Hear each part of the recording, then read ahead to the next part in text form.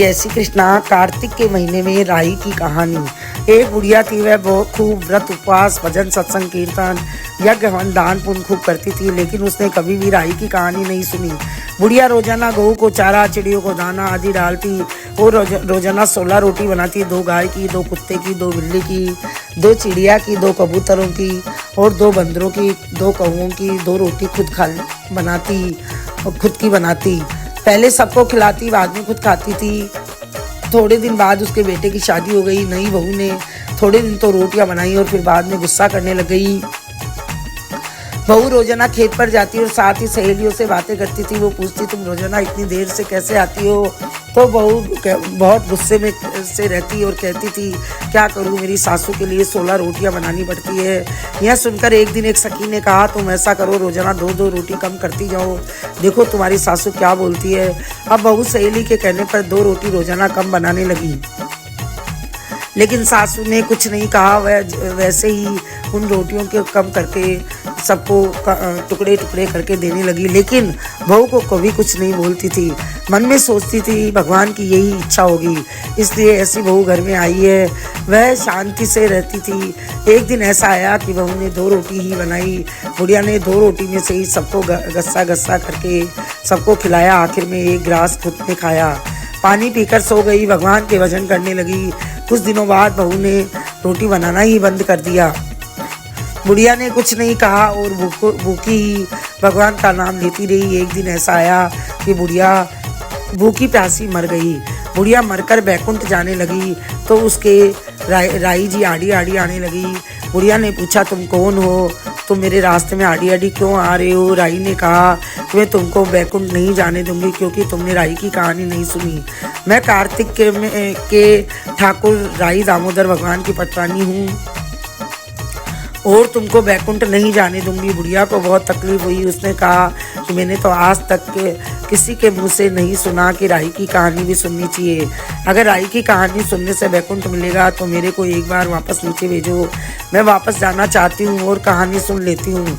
राई जी ने भगवान से कहकर बुढ़िया को वापस नीचे भेजा और कहा कि तुम 1.25 महीने तक राई की कहानी सुनो, वह राई मत खाना। और एक कटोरी में राई भरकर ऊपर ब्लाउज पीस रखे, रुपए रखे और कलप कर राई दामोदर भगवान राजा दामोदर भगवान के मंदिर में चढ़ाए, तब तुम्हें वैकुंठ मिलेगा। यह कहानी आसोज के नवरात्रों से सुने, कार्तिक में चढ़ावे। अगर कार्तिक से सुने तो राई को कार्तिक में ही चढ़ा देवे, लेकिन कहानी सुनते रहे। इससे राई दामोदर भगवान खुश होते हैं। अब धरती पर बुढ़िया के शरीर को उठाने ही वाले थे कि उसके प्राण वापस आ गए। वह जल्दी से उठकर आई और नहाने धोने लगी। यह देखकर सब चकित हो गए। सब कहने लगे कि बुढ़िया ने बहुत पाप किया है, इसलिए भगवान ने इसको वापस भेज दिया। बुढ़िया सब कुछ सुनती रही लेकिन कुछ नहीं बोली, लेकिन बहू बोलती रही, पता नहीं किसमें जीव अटक रहा है। इससे तो पहले से भी ज़्यादा ताकतवर बन गई है। बहू तो सोच ही रही थी कि सासू से पिंड छूट गया है, लेकिन वह तो वापस जिंदा हो गई। बहुत परेशान हो गई। अब इधर बुढ़िया माई ने बहू से कहा, तो मेरी कहानी का हुकारा भर लोगी? तो बहू ने कहा, पहले जिंदा थे तब भी ये कथा कहानी करते थे, अब मरकर वापस आए हैं तो भी यही कथा कहानी शुरू कर दी है। ये सब तो ऊपर ही छोड़ आते। बहू ने खूब सुनाया, लेकिन बुढ़िया के कुछ असर नहीं हुआ और वह तो अपनी पड़ोसन के पास गई और कहा कि तो मेरी कहानी का हुकारा बढ़ लोगी? तो पड़ोसन ने कहा कि हाँ, मैं आपकी कहानी का हुकारा बढ़ लूँगी, मुझे तो कुछ आता नहीं है, हुकारे का पुण्य ही मिल जाएगा। अब डोगरी ने 1.25 महीने कहानी सुनी। वह राई कटोरी ब्लाउज पीस रुपये रखकर कल्पी वह मंदिर में चढ़ाए। जैसे ही चढ़ाई और उसके लिए सुंदर सा विमान आ गया। बुढ़िया विमान में बैठकर जाने लगी तो पड़ोसन को आवाज़ लगाई कि तुम भी चलो। पड़ोसन को भी बिठा लिया। आवाज़ सुनकर बहू आई तो बहू ने कहा कि सासू जी मैं भी चलती हूँ। तो सासू जी ने कहा, तुमने तो कहानी का हुकारा भी नहीं भरा, मैं नहीं ले जा सकती। बहू खूब पछताई।